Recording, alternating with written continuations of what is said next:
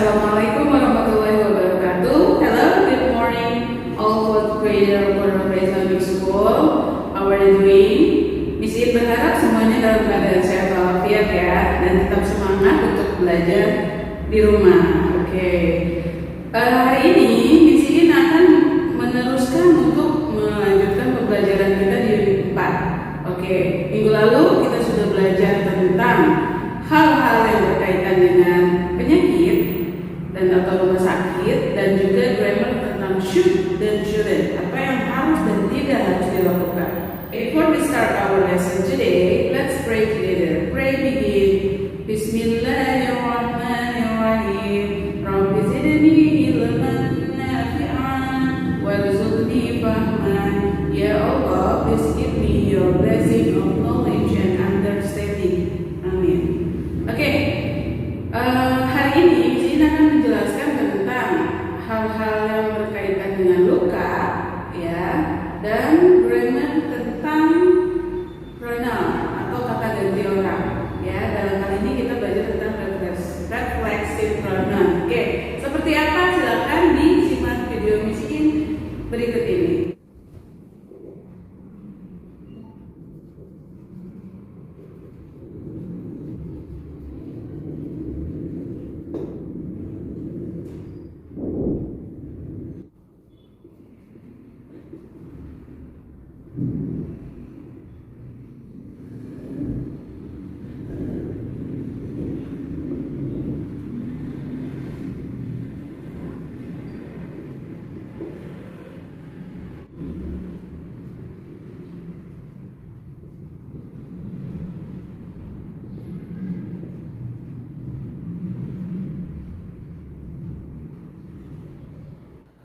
Oke, yang pertama Miss akan jelaskan tentang beberapa kosakata terkait dengan luka. Ya, the first is burn. Ini ada di buku kalian halaman 10. Silakan dibuka dan diperhatikan. Oke, the first burn artinya terbakar atau luka bakar ya. Broken leg, patah kaki. Scratch, tergores atau goresan ketika jatuh gitu ya. Bruise, memar. And cut, terpotong atau teriris ketika memainkan pisau. Oke, di sana ada soal nomor 1 sampai 5. Untuk nomor 1 sudah dikerjakan, silakan sisanya kalian kerjakan ya. Oke.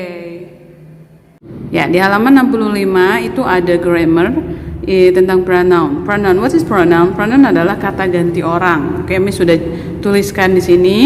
Oke. Pronoun itu yang termasuk pronoun ada subject pronoun, object pronoun, possessive pronoun. Untuk adjektif juga ada possessive adjective dan reflexive pronoun. Oke, kata ganti orang. I, you, they, we, he, she, it. Oke, ini kalau penempatannya sebagai subjek ya. Subjek itu biasanya ada di depan kalimat. Contohnya, I read the book. I-nya itu sebagai subjek ya. Oke, dalam bahasa Inggris ada I, you, they, we, he, she, dan it. I artinya saya, you kamu, they mereka, we kita, he dia laki-laki, she dia perempuan, dan it itu biasanya digunakan ketika kita menyebutkan benda ya, baik hewan ataupun tumbuhan, itu memakainya it. Oke. Sekarang bagaimana jika subjeknya kita ganti menjadi objek pronoun? Oke. Penempatannya di objek ya. Penempatannya ada di objek. Contohnya ketika di subjek dia itu adalah I, ketika menjadi objek dia akan menjadi me. Contohnya I love you. Oke, saya cinta kamu atau saya sayang kamu. Ketika Miss balik, you love bukan I tapi menjadi me. You love me. Nah, di situ bedanya ya. Selama ini masih pada salah. Untuk you dia akan tetap menjadi you, they menjadi them. Contohnya, they kick the ball. Mereka menendang bola. They-nya sebagai subjek. Ketika Miss ubah atau dibalik kalimatnya menjadi bola ditendang oleh mereka, kalimatnya menjadi the ball is kicked by them. Bukan they lagi tapi menjadi them. Kemudian we perubahannya menjadi us. Oke. The teacher, we are studying with the teacher. Kami belajar dengan guru. Kalau dibalik menjadi guru sedang mengajar kami. The teacher is teach us. Oke, the teacher is teach us. Jadi us ya. He menjadi him, she menjadi her, dan it tetap it. Sekarang posesif itu kepemilikan ya. Contohnya memiliki barang. Ini pensil saya. Jadi my pencil. Kalau punyamu, your pencil. Their pencil. Punya kita, our nation is Indonesia. Our nationality Indonesian. Nah, begitu ya. His, her, dan its. Kemudian possessive pronoun. Possessive pronoun itu apa sih bedanya dengan possessive adjective? Jika di possessive adjective disebutkan bendanya, possessive pronoun tidak.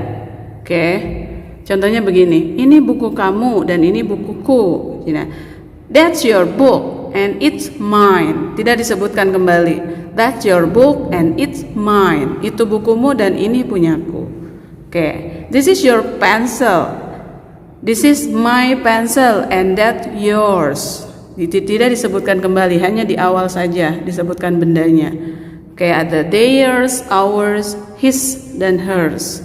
Kemudian reflexive pronoun, ini yang dibahas di buku di grammar ya. Reflexive pronoun, myself, my jadi myself, yourself. Ini kenapa yourself ada dua? Yourself dan yourselfless.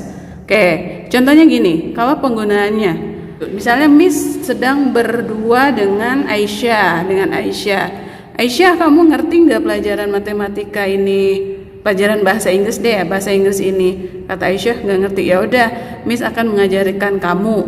I will teach you. Nah, Aisyahnya kan satu orang, you di situ satu orang. Jadi itu kalau nanti refleksifnya pakai yourself. Tapi ketika Miss di kelas, oke, apakah kalian mengerti pelajarannya? Misalnya studentnya bilang, no miss, I don't understand. Missnya bilang, okay, I will teach you all. Miss akan mengajar kalian semua, kamu semua. Nah, kamu di situ satu kelas, jadi itu banyak kamunya. Nah, pakai yourselfless. Tahu ya bedanya yourself dan yourselfless? Kalau yourself untuk satu orang, yourselfless kamunya banyak ya. Kemudian their selfless. Semua yang lebih dari satu orang pakai selfless ya. Our selfless. Nah, ini dari tadi ya, himself, herself, dan itself. Nah, ini contoh yang di buku ya. Oh, I cut myself. Saya memotong tangan saya sendiri. Be careful, don't hurt yourself. Be careful, don't hurt yourself. Hati-hati, jangan melukai dirimu sendiri. My brother burns himself on stove. He shouldn't cook by himself.